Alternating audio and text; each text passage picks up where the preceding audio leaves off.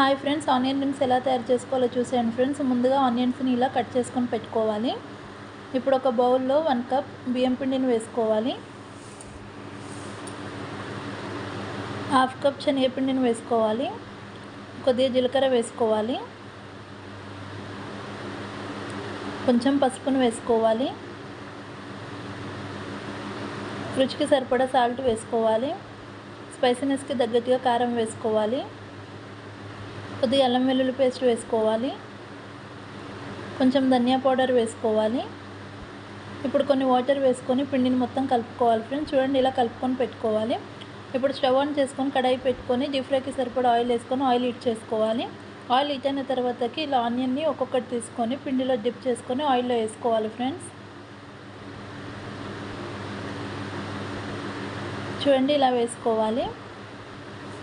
అన్నీ ఇలానే వేసుకోవాలి. ఫ్లేమ్ మీడియం ఫ్లేమ్లో పెట్టుకొని మంచి కలర్ వచ్చేంత వరకు ఫ్రై చేసుకోవాలి ఫ్రెండ్స్. చూడండి, మనకి ఇవి ఇక్కడ ఫ్రై అవుతున్నాయి. చూడండి ఫ్రెండ్స్, మనకి ఇక్కడ ఫ్రై అయిపోయాయి. ఇప్పుడు ఒక బౌల్లోకి వేసేసుకుందాము. అన్నీ ఇలానే చేసుకొని బౌల్లో వేసేసుకోవాలి. అంతేనండి, ఎంతో టేస్టీగా ఉండే ఆనియన్ రింగ్స్ రెడీ. నచ్చితే like, share and subscribe to my channel friends. Bye bye.